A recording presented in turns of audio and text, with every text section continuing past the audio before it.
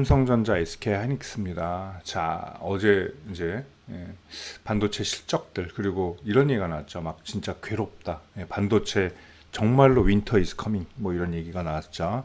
자, SK하이닉스는 일단 어닝 쇼크를 본 바가 있습니다. 자, 영업이익이 60%가 줄었어요. 자, 전분기 대비해서. 자, 그리고 일단 내년 투자도 50%를 줄이고 감산하겠다. 자, 재고 문제도 상당히 많았죠. 반도체 업체들이. 그리고 일단 경기 침체로 인한 투자 축소라고 볼 수가 있겠죠. 자, SK하이닉스의 실적 감소는 일단은 가격 하락폭이 제일 크다고 볼 수가 있죠. D램 값 하락 이런 것들이 제일 문제가 좀 됐어요. 자, 그리고 어쨌든 SK하이닉스는 투자를 축소하고 감산하겠다 이렇게 발표를 했습니다. 자, 뭐 주가는 그래도 상승을 했어요. 뭐 예상대로 뭐 바닥에서 일단 안정적인 흐름을 보이고 있습니다. 삼성전자는 오늘 아마 이재용 회장이 곧 취임할 것으로 보여요. 지금 부회장인데 뭐 이런 것들 그리고 삼성전자도 뭐 실적 악화 그리고 4분기도 어닝 쇼크 가능성에 대해서 지금 많이 나오고 있습니다. 자, 일단 외국인들 수급을 보시면 반도체 그러니까 시총 13이죠. 삼성전자 어제 527만 주 순매수를 했고요. SK하이닉스 어제 91만 6천 주, 약 92만 주가량 순매수를 기록을 했습니다. 자, 한국을 움직일 수 있는 시장 양대 종목들 제일 일단은 중요한 것들이 일단 삼성전자겠죠. 자, 총액 상위 퍼센테이지를 보면 지금 많이 떨어지긴 했지만 삼성전자가 19.0이에요. 19.02. 자, 19라고 잡고요. SK하이닉스 3.66, 3.7로 반올림 하겠습니다. 자, 그리고 삼성전자 우선주도 뭐 포함이 되겠죠. 2.36, 2.4라고 하면 자, 요것만 해도 어때요? 우리나라 4분의 1이죠. 우리나라 4분의 1이에요. 자, 결국은 한국에 투자하는 것들은 코스피 200을 투자하면 삼성전자 하이닉스가 제일 연관성이 커지죠. 그 사이에 LG에너지 솔루션이 있고. 자, 그런 측면에서 어제 일단 수급이 들어왔다라고 보시면 됩니다. LG에너지 솔루션도 마찬가지로 수급의 혜택을 받았다라고 보시면 돼요. 자, 물론 LG에너지 솔루션은 뭐 이제 흑자 전환 뭐 이러면서 좀 탄탄해지긴 했습니다. 자, 근데 우리나라가 아직도 문제인 건 뭐냐면 양 반도체의 의지가 너무 크다는 거예요. 의지력이 어쩔 수도 없긴 합니다. 자, 결국 두 가지 포인트죠. 자, 첫 번째는 자, 윈터 이즈 커밍이다. 근데 왜 사냐? 이제 가격적인 메리트라고 볼 수 있죠. 순환매를 위한 사이클을 위한 반도체 섹터의 매수라고 볼 수 있고 가격적 메리트 때문에 또 하나 이제 한국에 투자하는 거죠. 대표적인 투자라고 볼 수가 있어요. 결국은 외국인 선물 매수가 프로그램 매수를 일으켰다. 현물에 이렇게 볼 수가 있겠습니다.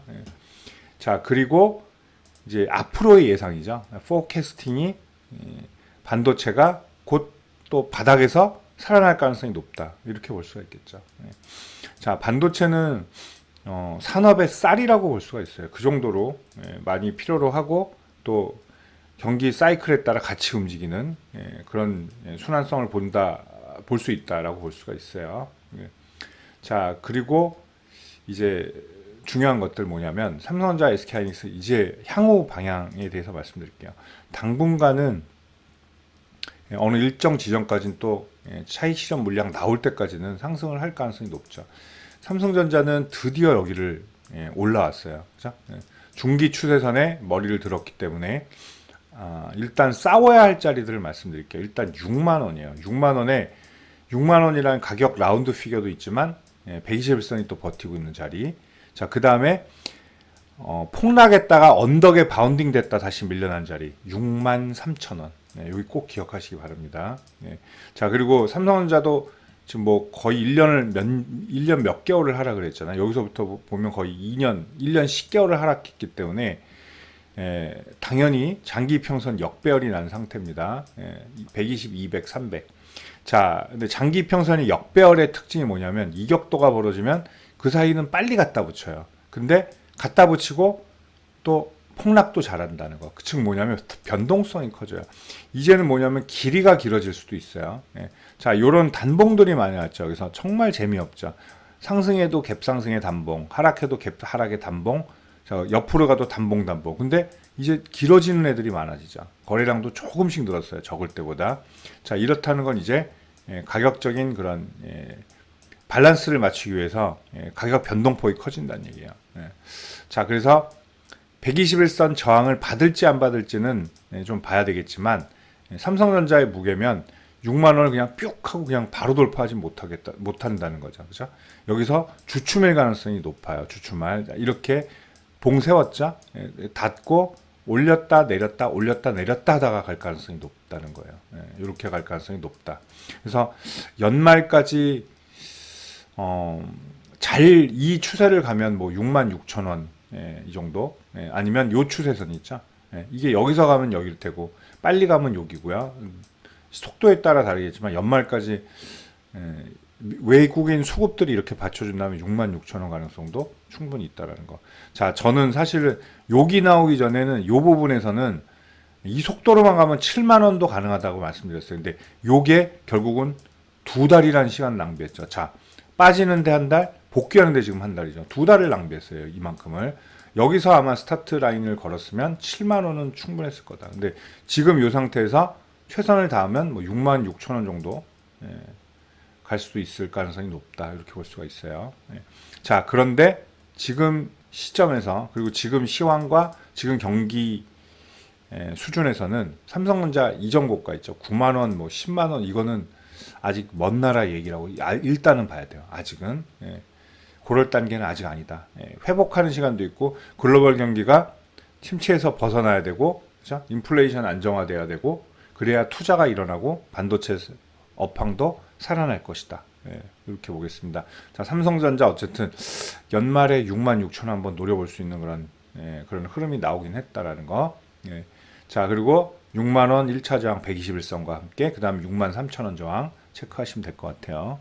자, SK하이닉스는 뭐 실적 뭐 마치 근데 어제 뉴스를 보면 무슨 적자난 것처럼 너무 어닝 쇼크하죠. 근데 그걸 우리가 생각해 볼 수도 있어요. 뭐냐면 지난 분기가 너무 잘 나오긴 했어요. 자, 1, 4분기는 2조 8천억이었어요. 2, 4분기 4조 2천억. 그러니까 이번에 1조 6천억 나오니까 너무나 축소해 보인다는 거죠. 자, 어쨌든 올해 뭐 10조 영업이익은 뭐 달성할 가능성이 높죠. 그럼 10조면 사실 못한 건 아니라는 거죠. 자, 올해 10조, 작년에 12조 5천억, 재작년은 5조, 2019년은 2조 7천억. 자, 이제 제 말에 통계의 어떤 그런 비교다라고 볼 수가 있어요. 요렇게 나오다가 실적이 이렇게 나오다가 올해 여기가 되면 이만큼이 줄어들었죠. 그러면 이게 이 수준으로 떨어지나요? 실적이 크게 아니란 얘기예요. 이 수준에는 벌써 3배, 4배, 거의 4배 영업이에요. 3배. 자, 그걸 우리가 볼 수가 있겠죠. 그래서 어닝 쇼크에 너무 쫄 필요는 없다는 거예요. 그렇죠?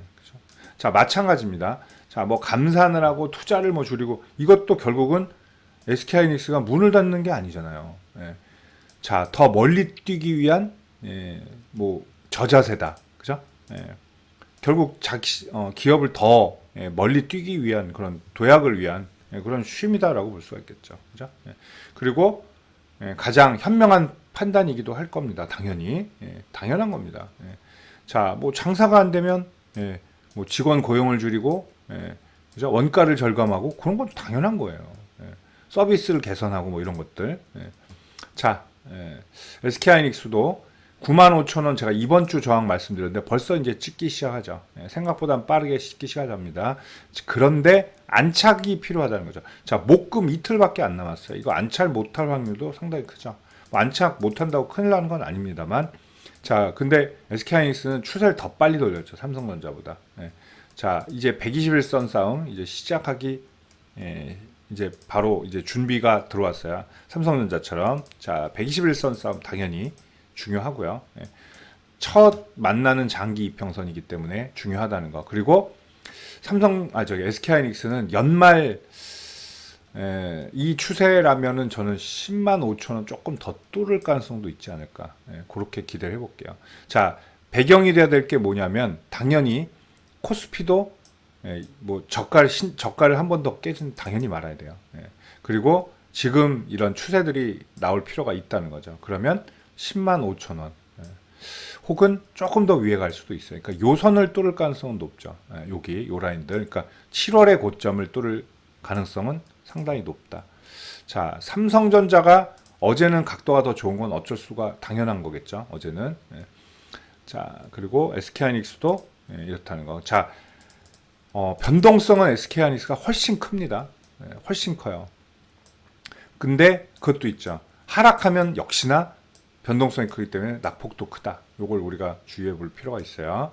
자, 10만 5천 원 연말. 그리고 일단은 조심해야 될 자리, 중요한 자리가 9만 5천 원 안착. 근데 10만 원은 라운드 피겨는 있지만 그렇게 큰 저항력은 아니에요.